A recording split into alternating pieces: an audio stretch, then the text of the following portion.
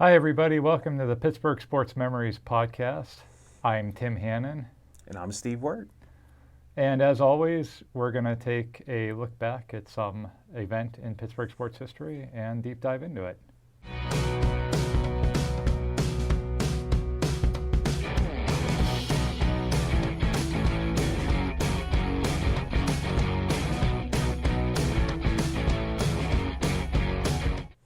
All right, today we're going to go into the 2004 Pitt football season. It was a rather controversial one, and it definitely had a lot of twists and turns and very eventful for the Pitt football program in general.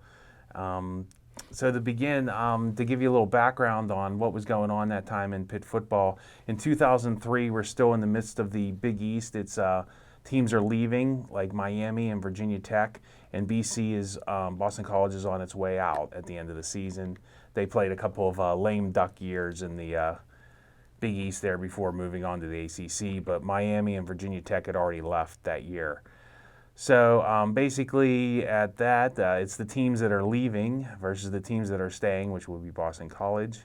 At the end of the 2003 season, Pitt loses in embarrassing fashion to Miami in what they called the Big East Championship game. That loss cost Larry Fitzgerald a Heisman, a shot at the Heisman. Well, it was a Jason White from Oklahoma won, even though he was playing nobody, and Larry Fitzgerald was playing against Sound Taylor and Antrell Roll. So that was probably the competition was a little bit more stiff for Larry Fitzgerald than Jason White. Also, what happened was a longtime athletic director, Steve Peterson, the person that had brought Pitt football, especially back from the brink of probably, going away. He brought them back to at least respectability. He had left the season before, and he was the person that had hired Walt Harris. So he had a vested interest in keeping Walt Harris there since he was his coach. So after that, I think they still had an 8-win season that year. For some reason, the expectations were raised, and this increased pressure on Walt Harris for the 2004 season. Unfortunately for Walt Harris, his quarterback, Rod Rutherford, had graduated. He had been a solid starter for years for Pitt, and Larry Fitzgerald, seeing that Rod Rutherford, his quarterback, was leaving, and that they were going to have to break in a new quarterback, either Palco or some guy named Joe Flacco, decided that he was going to go to the NFL, which was a little controversial because he only been in school 2 years, but the rule at the time, I think it's still the rule, is 3 years out of high school. So he kind of got an exception because he was 3 years out of high school, even though he had only played 2 years of college.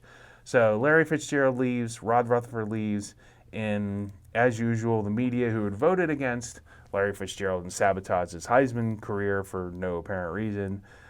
Bob Smizik wrote this in the paper regarding Pitt's upcoming season in 2004. It's with an eye toward that record and Harris's failure to win the important games and get the Panthers to a major bowl appearances that raises the subject of job security. And that was Bob Smizik from the season preview. So, that's a lot of times that happens in the city. For some reason, I don't know why the media feels need to take shots at Pitt. They don't tend to do that with Penn State or West Virginia, I don't think. And not sure why there's more of a contentious relationship in the media towards the university, but that's how it is. So yeah, and to be fair, I guess if we're gonna try to look at it from that perspective, that 03 season was a disappointment. Like, they were the number 8 team in the country at one point in that season. They lost to Toledo. In Toledo, it was a pretty bad loss. They lost a home game to Notre Dame, and then even after all of that, it was a very up and down season, but they still had a chance to win the conference at home against Miami. And like you said, they just got destroyed in that game. And they ended up playing, I forget the bowl game they played in, but it was against Virginia. Yeah, and Heath Miller. Miller torched them for that whole game. It was just, that season was supposed to be the culmination of, Walt Harris had been just slowly building the program. And then in Larry Fitzgerald, he had arguably the most talented player in the history of the program. I'm probably next to Tony Dorsett. Or Marino, yeah. or Marino. And probably one of the more talented players in the country, too, outside of Oh, yeah. Sean Taylor at Well, Miami. Well, he should have won the Yeah. Heisman, absolutely. But Well, they voted, Smizik and Cook voted against him. Yeah. How can you win the Heisman when your own media people won't even I support think- you? And I don't understand that. I think the Heisman, you're not going to give it to Oklahoma. Had was playing for their conference championship, and they were one of the best teams. I don't think they were ever going to give the Heisman to a mediocre team. I think if Pitt goes out and beats Miami, wins the conference, gets into a BCS bowl, even if Fitzgerald would have had a so-so game, I think he gets the Heisman. Mm-hmm. You also almost never give that award to receivers. I mean, I think Tim Brown was the only other guy that won the Heisman. It's a quarterback. It's a running quarterback. Tim Brown and Charles Woodson. Those are like the only two guys I can remember that weren't quarterbacks or running backs. Exactly. But I think, well, is it fair to question that Walt Harris' job was in danger? I don't know, but I do know that in 2003 they fell way short of the expectations that they should have had.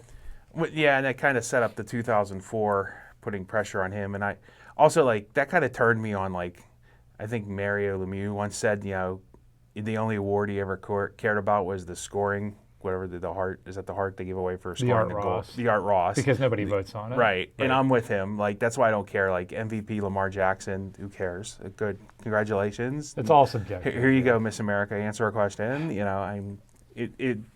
At least the Vezina in hockey, they just go stats anymore. It's who has the best save percentage. But be that as it may, the Heisman Trophy did not go to Larry Fitzgerald. So on to 2004, and so coming into that season now they have Tyler Palko. He had redshirted that year. He became the starter in 2004, but he's not a proven starter yet. But he is highly regarded recruit, and mainly his father, Bob, is a high school coach at West Allegheny.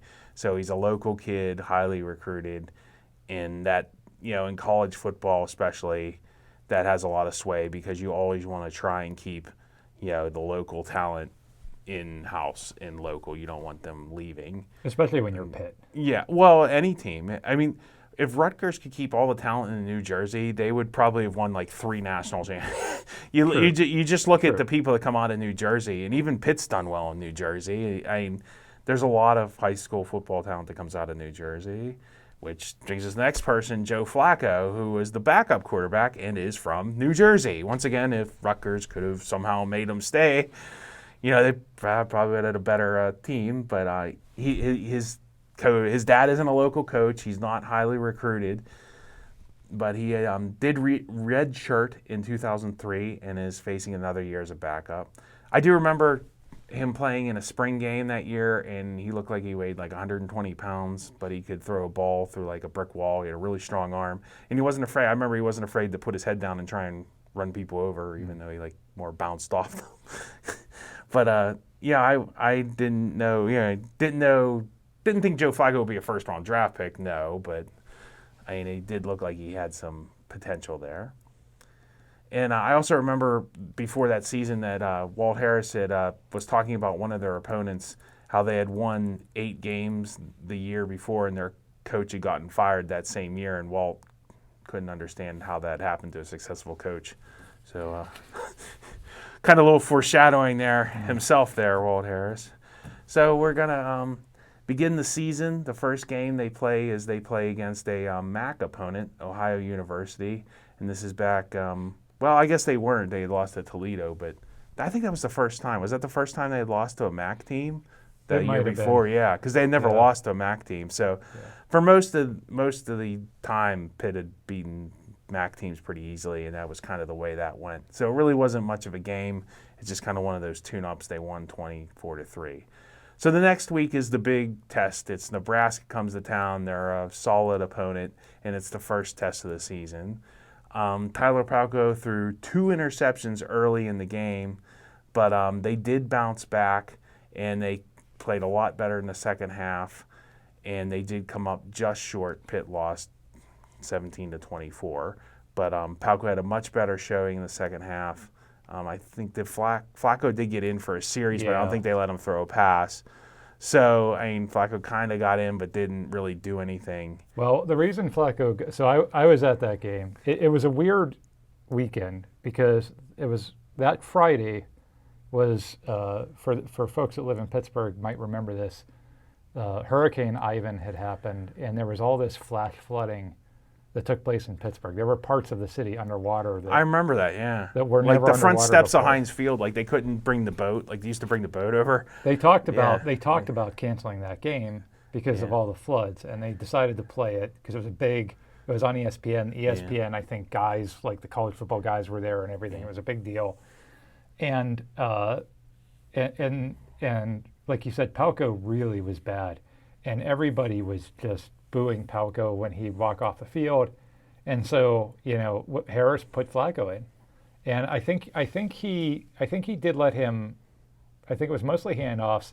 I think he did run a passing play, but like he didn't throw the ball. I think he scrambled and Okay. ran out of bounds or something like Yeah. that, or maybe even got sacked. I don't remember, but it was very short lived. And like you said, when they brought Palco back in, then that kind of woke him up. And then I don't think we saw Flacco the rest of the season. after that. No, because I remember Harris said that too after the game, that he thought sometimes with a younger player, sitting them down helps them just, Yeah. especially after they've been struggling, just to see the game for the sideline. It kind of slowed the game down. And it kind of like the comeback thing, like that's like another like thing that happens in this season is that's kind of like the theme of the season for this team. And it's why it's one of my favorite. I love this team, and they just no matter what happened, they were always game. They just always. And you got to see this through the season. They're always behind the eight ball. Always seem to have like everything going against them, but for the most part, they fought through and they had a fair amount of success. So the next week, and I remember going to this game. I was at the Nebraska game also, but I was at this game, and this was kind of a low point ever at Pitt for me because so Division I AA powerhouse Furman comes, which Furman is the only non-state school to win a FCS title. There's your fun factoid about Furman. They're just a private school from South Carolina, and they've had a lot of success at that level, but they're not at Pitt's level. So Pitt they're down 17 points in the second half, and the worst part was in the first quarter, both of Furman's safeties got hurt. So like not only could Pitt not score, they couldn't score on backups on a FCS. Like they're backups now. You can't even say they're starters. And the quarterback for Furman was this guy named Engel Martin, who played at Florida, and he got Urban Meyer chased him out of there for who was the other. They won a national championship. It wasn't Tebow, the guy before Tebow, but yeah, that guy. But and he played well. But to Pitt's credit, once again, this team, they put it together because I really thought they were going to lose the Division I AA team. I really did.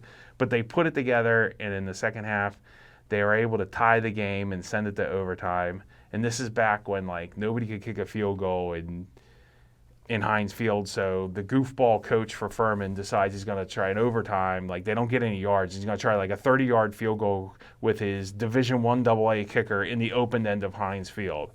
Well, gee, I wonder if he's going to miss it. So the guy misses the field goal. It really wasn't his fault. I mean, it's probably an impossible task. But Josh Cummings, who hits a big field goal later, and they win the game, and they avoid the season being a total disaster. A loss to Nebraska isn't the end of the world. This would have probably killed their season for sure. It certainly would have. It certainly would have been a huge, massive step backwards to lose to a Division I AA team. Yeah. Hey, Steve, just going back to that Nebraska game for 1 second. The fun fact about that weekend so Joe Flacco gets into the game, but then never gets into the game again, and that sort of sets a little bit of a path forward for him. I'm sure we'll talk about that later. Yeah. The next day, so that's happening in Pittsburgh.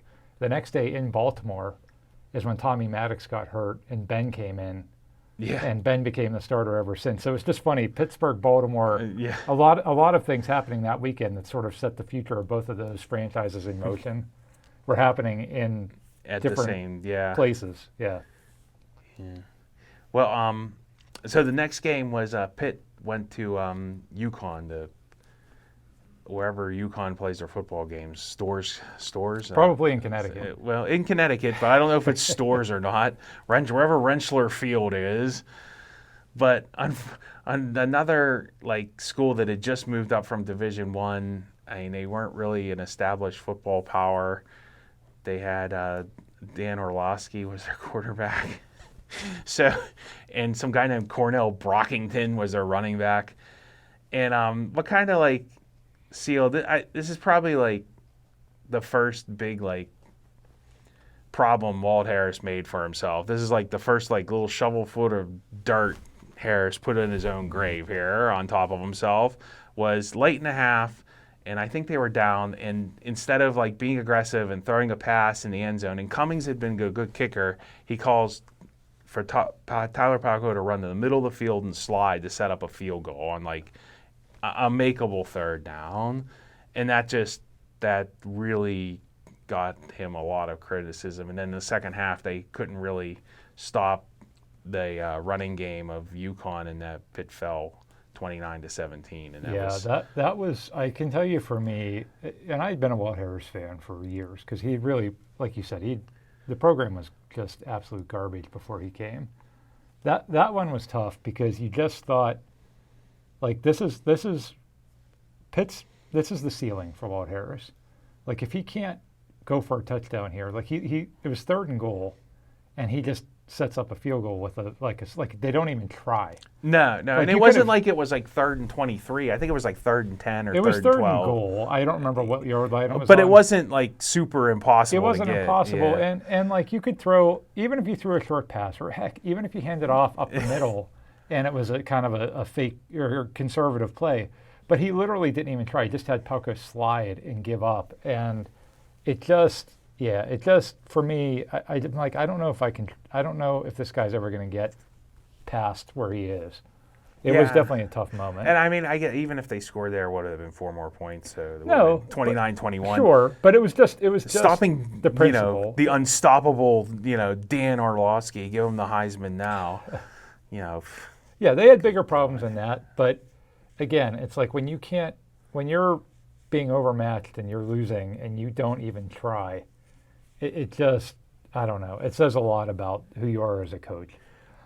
Yeah, so after that first little like faux pas, he kind of like the media is really on him, and Smizik, is already criticizing before the season has even started, and like all the fans are on him, and this is still in the days before the internet, so I can't imagine what it would have been like now. I mean, there wasn't Facebook or web pages and stuff, not like there is, and so Walt Harris, in all his wisdom, decides through his agent he criticizes the university in the paper, in the Post-Gazette, and the quote was, "Pitt is not a major power. It is not one of the 20 jobs in the country." And to me, that's the point when the whole season kind of pivoted at least for Walt Harris, and he wasn't going to be the coach of Pitt anymore probably after that, because you can't keep a person that's I think the athletic director was Jeff Long, so Jeff Long had no loyalty to keep Steve Peterson. So to keep Walt Harris, and he did it to himself. He really did. And you can say, well, that's his agent, but his agent wouldn't say that if Walt Harris didn't tell him to say that. That's always been my contention. So he kind of really gave himself strike 2 there, if not strike 3, especially with the administration at the university, and that's the people you really have to keep happy. Right. Yeah, it was an odd statement for his agent to make, and like you said, it was almost like, you're right, that was the moment where you just said, okay, this is done, this is over. And at the time, they were they were 2-2, but they had to take Furman to overtime, so they weren't. You're thinking it's a lost season anyway, and this is just going to end badly. And then, of course, things start to turn around. Yeah, and it's kind of one of those, and that's why, like I said, I like this team, is because I don't know if the players played for Walt Harris or played in spite of Walt Harris, or maybe that's why, you can't just, Tyler Palko, for better or worse, is a leader. I don't know who in that locker room, somebody was able to rally the team around them, and the team just rallied in spite of all this. Like next week they go to Temple, and Temple always, for some reason back then, Temple always gave Pitt a game. And they played behind most of the game as usual, but they ended up rallying in the fourth quarter and winning 27-22. So they win a game they should win, and it was in Temple, and and they won in spite of all the negative comments that their coach had made. And so now the next week, I remember this. I went to this game, and this was at Heinz Field, and they played Boston College. And Boston College was ranked, and I think Boston College might even been picked to win the Big East that year. So I figured, Kiwanuka was their big defensive player. I just remember thinking, there's no way Pitt's going to beat this team. This Pitt team just isn't that good. But against all odds, like the big play early in that game was they ran a flea flicker, and nobody was open. So Tyler Palko runs the ball, and as the safety from Boston College comes up to tackle him, Tyler Palko literally runs him over and knocks the Boston College guy's helmet off. And it was just what you could see. If you see the bench, if you watch it on YouTube, like the bench just goes crazy. I remember. Yeah, and it's just like I said, like the team just all of a sudden you can see they're just rallying around each other, and in spite of all the bad stuff going on, they're kind of blocking it out. And another great play was there was a fourth down deep in Pitt's end. Boston College had the ball, and they threw past their wide receiver, and Darrelle Revis probably made like the most unreal tackle. Like I just remember him wrestling this guy at the 1 yard line to keep him out of the. And Revis was a freshman too. Mm-hmm. It was that was a lot of fun. And the game went to overtime. Pitt kicked a field goal, and then on the next Boston College possession, they were able to strip the running back, and they recovered the fumble to win the game. And it was a very improbable victory, and it was just a very satisfying one, especially because it was going to be embarrassing, like losing to Boston College on their way out the door to the ACC. So Pitt was that was a great feeling and a good win.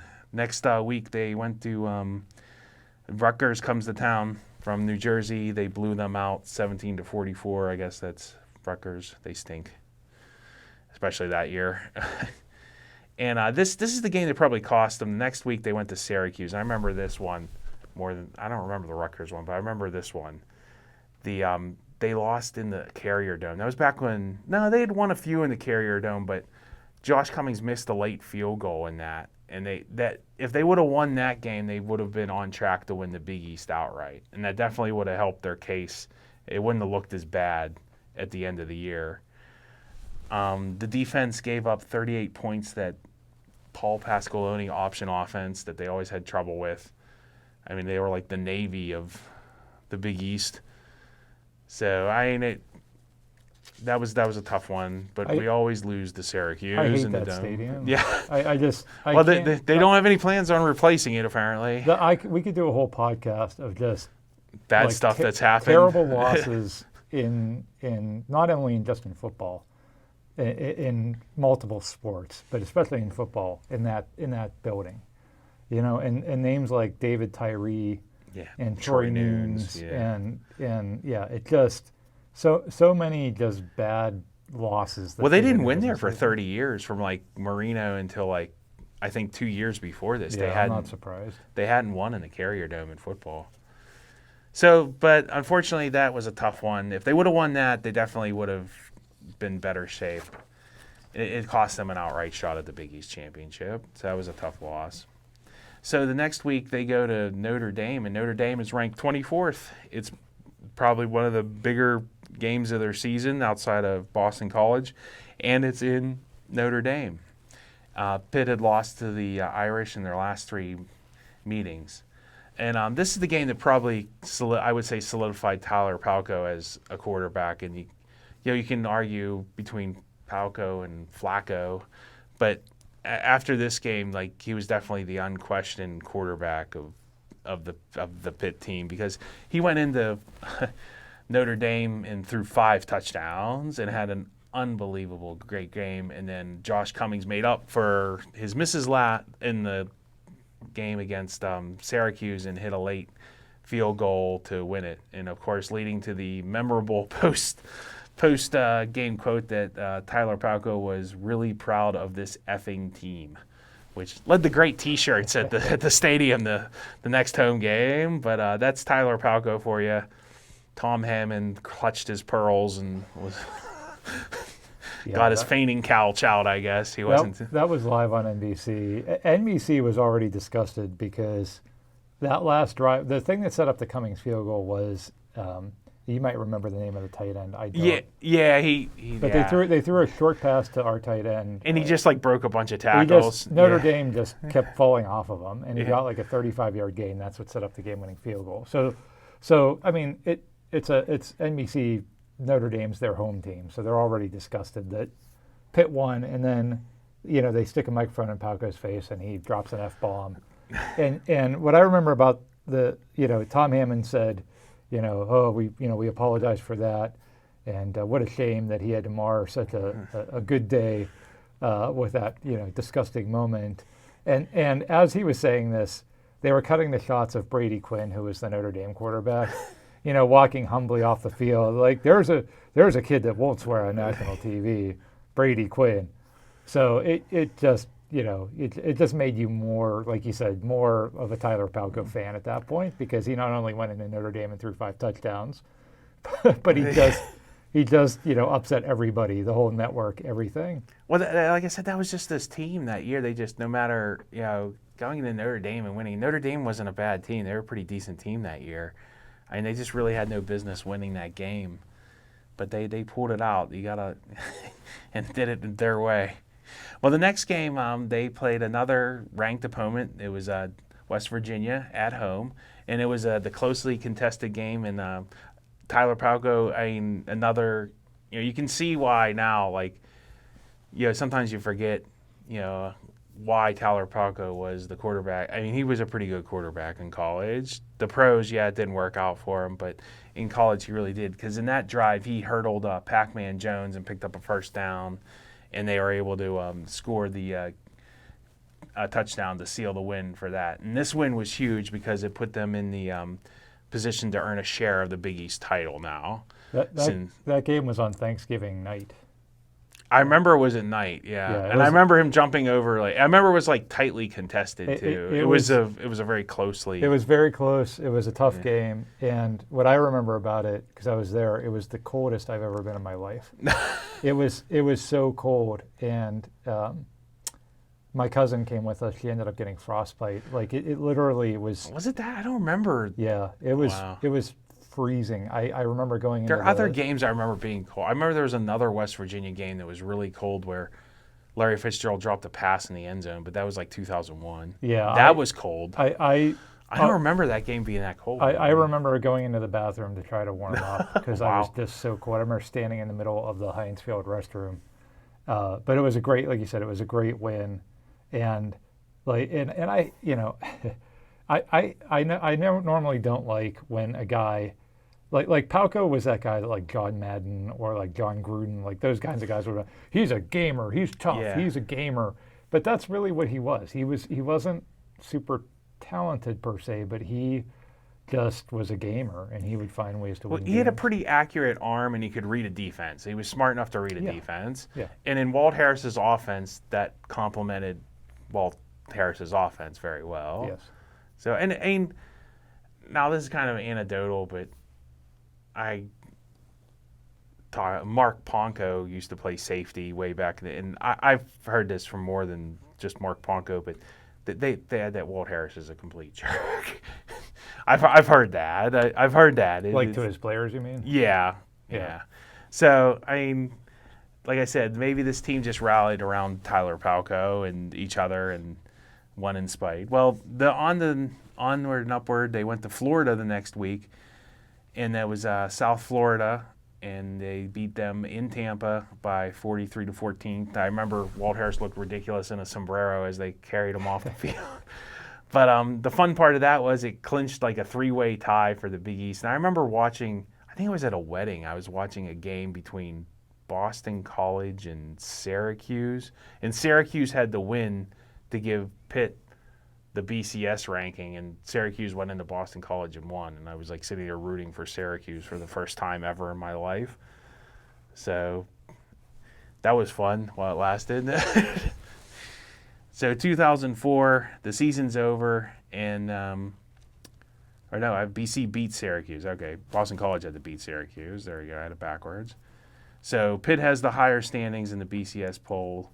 Most people on the national level didn't consider Pitt worthy of a BCS selection, maybe because they wanted whatever team, like, I don't know what Ohio State was doing, but I'm sure that's what Herb Street would, wherever Ohio State was, I'm sure. It's just everybody has their own little teams they root for, and on a national level even. Well, a lot of people didn't really even like the fact that the Big East still had that BCS spot without Miami, without Virginia Tech, and soon to be without Boston College. I mean, the teams, the schools that they replaced them with, like you said, Connecticut, Cincinnati, South Florida, were not really historically big-time football schools. And so for someone to win the Big East, to the national audience, it was kind of like, okay. Well, I think too the way they won, like if they would have beat Syracuse and won it outright, I don't think it would have been as bad. Yeah, they did not. They weren't. A few years later, Cincinnati won the conference undefeated, and a lot of people still said, "Well, that's a weak conference," but at least they were like undefeated. Undefeated, yeah. Pitt had sort of muddled their way through the season and got hot at the end, and so, but nevertheless. Here they are in the Fiesta Bowl. Yeah, they end up in they had finally, Bob Smythe said in the beginning they need to play in a big bowl game. Well, Walt Harris accomplishes that. They finally get their New Year's Day bowl. It's the Fiesta Bowl. It's against Utah, who has Alex Smith at quarterback and Urban Meyer at coach. Yeah, so unfortunately for Pitt, Pitt probably wasn't just up to that challenge. It was a 35-7 game. Yeah. And it wasn't that close. Urban Meyer tried to run it up. I remember that, but they were at least good enough to not let him do. I mean, although 30-some points isn't exactly close, but it's just. I think they had a successful season, and two, like before that, they had already canned Walt Harris. The administration had fired Walt, so they kind of had no coach really. But then they let Walt Harris coach. It was a weird situation. They let Walt Harris coach the Fiesta Bowl, which is just odd. Maybe it's not as odd now because so many coaches change nowadays. But back then, I remember thinking it was kind of weird. He was a lame duck coach, but there's a lot of question over was he fired? Did he resign? And I think what was the public story, at least? Well, the public for consumption, the way they saved face was Harris resigned as their coach, and he got a job at Stanford and was hired by Bill Walsh, who was the athletic director at that time at Stanford. And Walsh said some negative things about Pitt too, to I think help cover for Harris. So the university was able to say, "Oh, see, he left for another university," and then they went out and they actually had hired Dave Wannstedt. But they decided that, I guess, Walt Harris had earned this New Year's Day Bowl, and to kind of give him that as his going away severance pay thing, just to get one last chance at coaching and move on to Stanford. And it was kind of the end of the season. Like that last game was a shame. Really, the high point was probably beating Notre Dame. 5 touchdowns and beating West Virginia. That was really the high point of their season. Agreed. This bowl game, even if they would have won it, it wouldn't have mattered. Like Pitt was in that typical kind of when you're a middle of the road school, if you lose to Utah, it's like, well, what are you doing losing to Utah? But then if you beat Utah, it's like, well, you should have beat them anyway. Right. So they were in a no-win situation. And they didn't win. It was strange, though, after the season after Larry Fitzgerald's as a Heisman candidate, and they're playing Miami for the conference. And they were ranked number 8 in the country at one point. That's the year. That's not the year that they're playing in the Fiesta Bowl. Yeah, that it's this the year. Next year when Fitzgerald's gone. They almost lose to Furman. Yeah, they're a team and a weak conference and a weak team, and that's the year that they are in the Fiesta Bowl. It was just really a crazy. It was a crazy end of the year. Yeah. It was just weird that they were in. And I mean, the reason Walt Harris had to leave was he couldn't get big name recruits, and then putting those negative comments in the paper, it just poisoned he never had a great relationship with the local high school coaches. So that hurt his reputation too. He just wasn't able to, recruit and keep people here like we'd said earlier. And it was a shame because he had his most successful season and he got fired pretty much. I mean, I still assume he just got fired. They just said, why don't you go find another job? Yeah, I mean, or maybe he just wanted to find another job, per his agent's comments. Yeah. Something had soured. Yeah. Like, it wasn't like Walt Harris, like, oh, please, I want to coach this team so badly. I mean, something had soured there, either on his side, their side, or both, probably both. And we'll never probably know the full story behind that. Yeah, and kind of background, too, like, at that time, Ben Howland, who had rebuilt the basketball program, they offered him a ton of money. And remember, he had a big buyout. And UCLA, I forget, one of the big shoe manufacturer guy came in and just was like, yeah, how much is that? And wrote like a check like it was nothing. Yeah, they couldn't get Ben Howland to stay. And I think that kind of like, okay, we want somebody that wants to be here.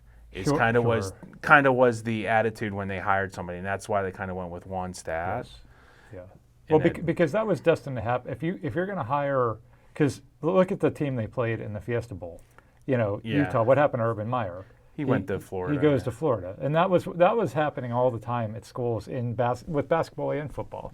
Mm-hmm. If you raised up a program from nothing and made it a national contender, then you got called up by the big leagues, so to speak. And so if you're going to hire like Ben Howland, UCLA is a obviously very rich tradition basketball school, and they poached him away. Harris, it wasn't quite the same thing. I mean, going to Stanford was not exactly like going to Michigan or Ohio State. I think he decided he was out, and I think the administration wanted him out. Like, if you're looking for another job, now's the time to do it, kind of thing. But to your leave point, or you're fired. But to your point, I think for long, I think that, like you said, the attitude was, okay, we don't want guys using this as a stepping stone. We want guys who want to be here. And when they hired Jamie Dixon and when they hired Dave Wannstedt, that's really what that was really the mentality there. Like, these are guys that are going to stay. And honestly, even to this day, I feel like that continues. They're always trying to go after guys that they think are going to want to be here. It's not always a local guy like Dave, but it's they realize that they don't want to be the stepping stone program. Well, it's tough, I think, too, when you're constantly turning over coaches, because coaches set such a precedent. I mean, it's like starting over every couple years. Yeah. And that's kind of what happened after Wannstedt. They just kept stepping. Although, I mean, you could look at the University of Cincinnati. They've hired like 3 or 4 coaches and all had success. I don't know how they do it. I mean, they hired D'Antonio, then they hired Kelly, and now they have this Fickle, and they've had success under. Now, I don't know. You could say maybe they don't play a tough a schedule as other teams, but I mean, and they had Tommy Tuberville, I think, in there too. But Pitt doesn't want to do that. Yeah, Pitt definitely did not have success doing that. Every time Pitt changed coaches, so when they changed to Wannstedt, it didn't go well at first, and then when they fired Wannstedt, they went through just years of chaos and 6 different coaches in 3 years or some ridiculous number like that. So typically, especially a school like Pitt, to change coaches, like you said, it does start everything over. The people they recruited are not the guys, are different. They recruited them to play a certain system. Now you're bringing another system.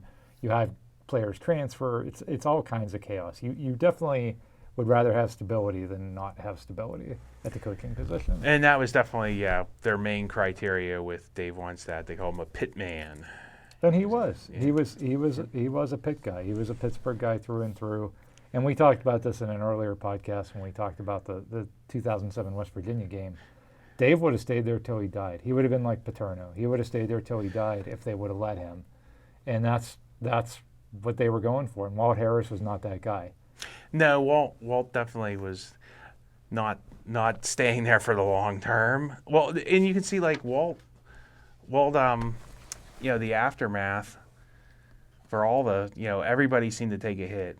Like we said, when they switched from the pass-happy offense to a run-first offense, it took a couple years to sink in. They didn't go to a bowl game. Tyler Palko, after the Fiesta Bowl, Tyler Palko didn't play in another bowl game. Right. which is hard to believe. Right. He was there and he only played one. He played 2 more seasons after that. Yeah, and he only Yeah. played in one bowl game. Right.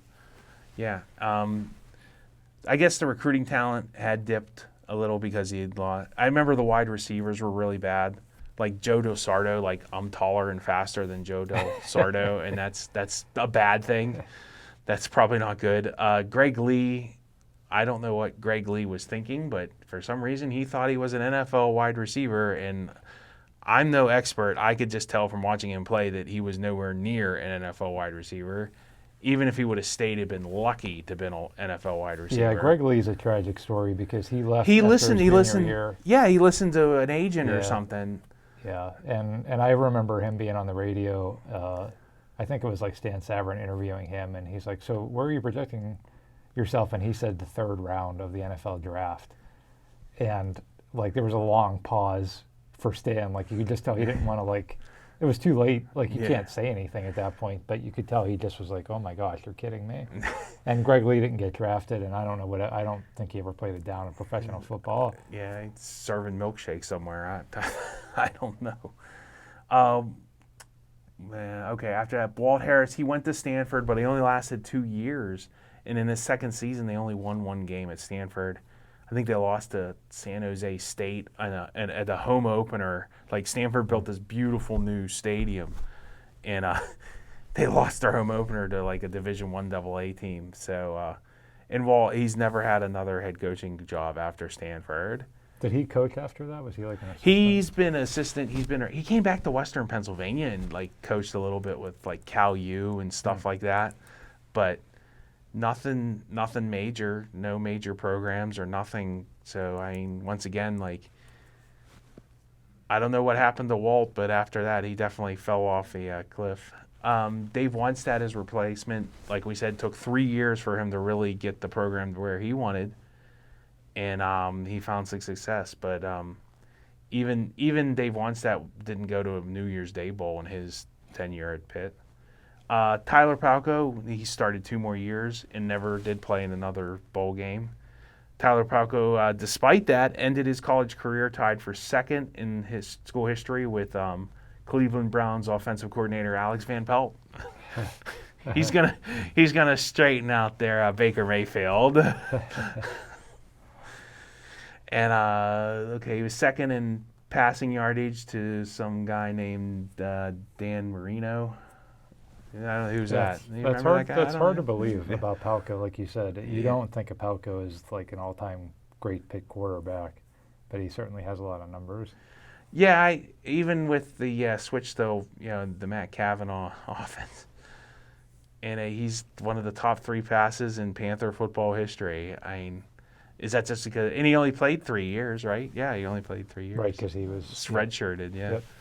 So Joe Flacco got tired of sitting around and not playing, so he would transfer to a Division I AA school, the University of Delaware, and go on to become a first-round NFL draft pick for the Baltimore Ravens and winning a Super Bowl with the Baltimore Ravens. and being a Super Bowl MVP and getting a very huge contract.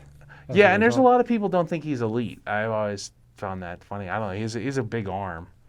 I mean, He's tall. yeah, certainly we could debate whether or not Joe Flacco is elite. All I can say is that Joe Flacco did win a Super Bowl.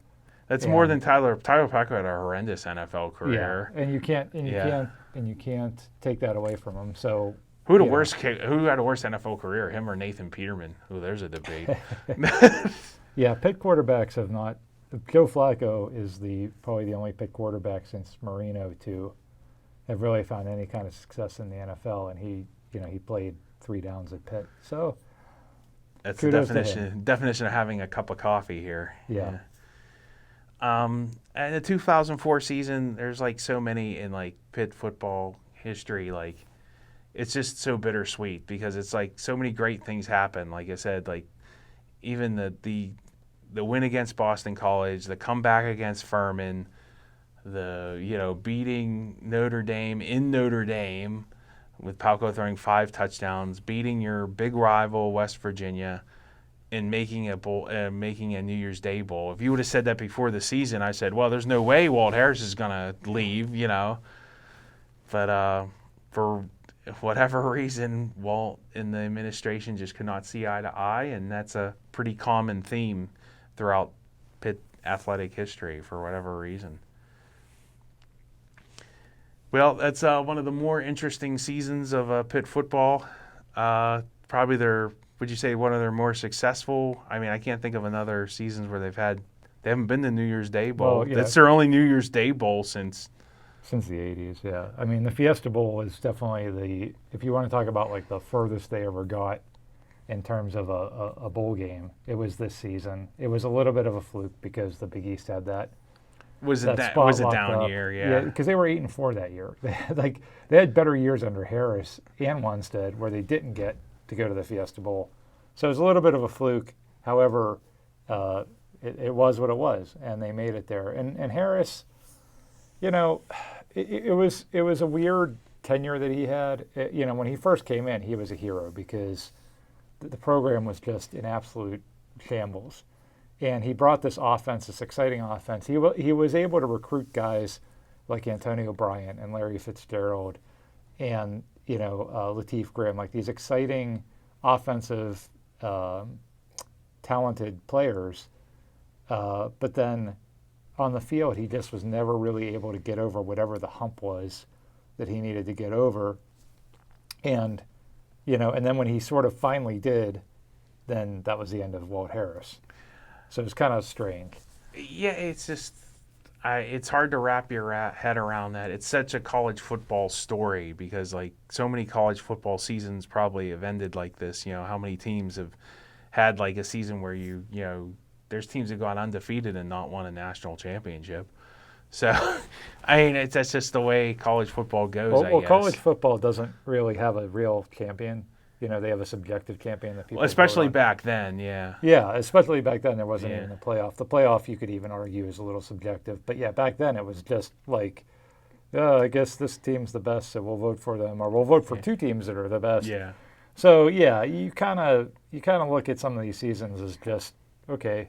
It's not as definitive as a pro sport where you either win a championship or you don't. Well, I guess it's too like why college football is always more based on rivalry. Like beating your rival is such a big game. And so the West Virginia, like you said, there were some really memorable moments. Beating West Virginia, beating Notre Dame, making it, playing in that Fiesta Bowl where, they were huge underdogs and you knew about, 10 minutes into the first quarter that it wasn't even going to be a game. It was still like, oh my gosh, we're watching Pitt play in the Fiesta Bowl. It was a big deal. I think the first time they'd been in the Fiesta Bowl since like the early 80s too. Right. I mean, they hadn't been in any kind of a big bowl game since Marino had graduated. Yeah. So, you're talking at that point, 20 years, and now 30 plus years later, that's still the case. That's still the biggest bowl game they've played in. So it was exciting. And I mean, the next biggest game is the ACC championship game they played 2 years ago. Yeah.